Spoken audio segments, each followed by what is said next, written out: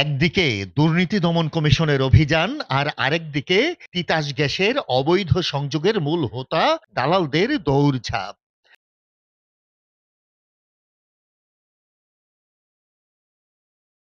কিন্তু কোনোভাবেই রক্ষা করা গেল না ঢাকার সাভারের এসব বাসাবাড়ি ও কারখানার অবৈধ গ্যাস সংযোগ। একদিনে দুদক ও তিতাস গ্যাসের অভিযানে প্রায় শতাধিক সংযোগ বিচ্ছিন্ন করা হয়েছে সাভারের হেমায়েতপুরে।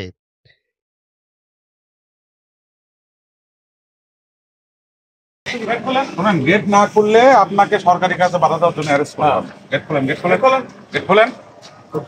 স্যার শুরু করছেন না? স্যার লাগবে কেন? এটা তো খোলা, তালা খোলা, তালা খোলা। দরজা খুলতে এত সময় লাগে কেন? লাইন বিচ্ছিন্ন করার পরে খুলবেন না? খোলেন, খোলেন, তাড়াতাড়ি খোলেন। কি করতেছে এই লোক?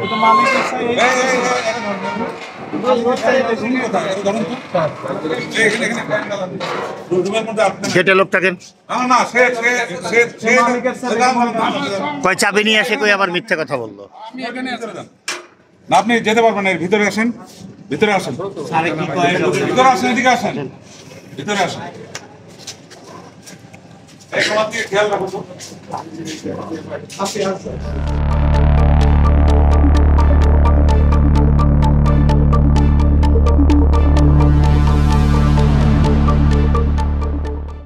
মালিকের নাম কি? মালিকের নাম কি? বাড়ি কোথায় তার? যশোর। থাকে কোথায়? বলেন, বলেন। জ্বালানিটা কোথা থেকে আসে? যে জ্বালানি বলতে পারি না, এগুলো চলে যে ওগুলি বলতে পারি না, সিকিউরিটির ভিতরে। আপনি যে গেট খুলতে চাচ্ছিলেন না, আবার মিথ্যা কথা বললেন যে চাবি নাই, চাবি নিয়ে আসি। হাতে রেখে বলতেছেন চাবি নেই। চাবি ওই থেকে তিতাস গ্যাসের দুর্নীতিবাজ কতিপয় কর্মকর্তা কর্মচারীদের সহায়তায় বছরের পর বছর এভাবে হাজার হাজার কোটি টাকার গ্যাস চুরি হচ্ছে। এমন অভিযোগের ভিত্তিতে রোববার থেকে সাভারে অভিযান শুরু করেছে দুর্নীতি দমন কমিশন। কিন্তু বাস্তব চিত্র যেন ভয়াবহ।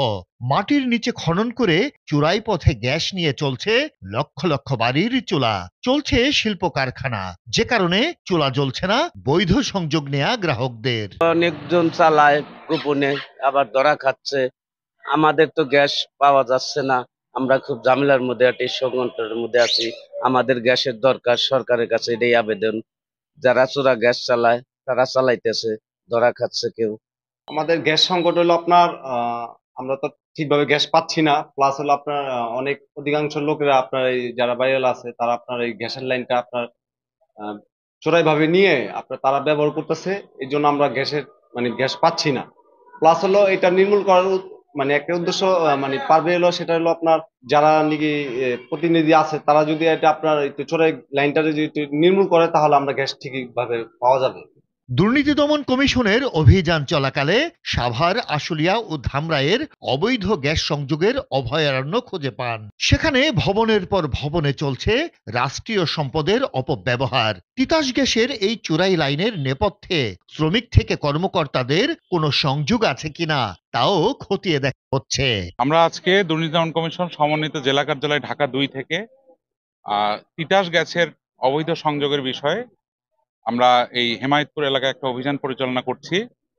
আমাদের কাছে এনফোর্সমেন্ট ইউনিটে সুনির্দিষ্ট অভিযোগ ছিল যে কিছু অসাধু ঠিকাদার, তিতাসের কিছু অসাধু কর্মকর্তার যোগসাজশে সাভার আশুলিয়া এলাকাতে অসংখ্য বাড়িতে, ফ্যাক্টরিতে বাণিজ্যিক এবং আবাসিক অবৈধ গ্যাস সংযোগ রয়েছে।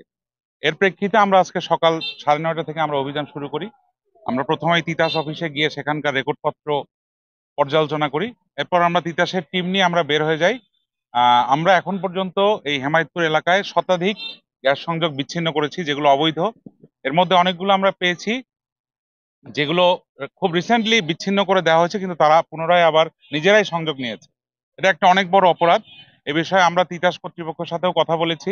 আমরা দ্রুত আমাদের কমিশনকে বিষয়গুলো জানাবো। কমিশনের নির্দেশনা মোতাবেক পরবর্তী পদক্ষেপ নেওয়া হবে। অবৈধ সংযোগের মাধ্যমে যারা রাষ্ট্রীয় সম্পদ তিতাস গ্যাস চুরি করে কোটি কোটি টাকা হাতিয়ে নিচ্ছে তাদের চিহ্নিত করে আইনের আওতায় আনার দাবি সাভারবাসীর। তোফা সানি, গ্লোবাল টেলিভিশন, সাভার।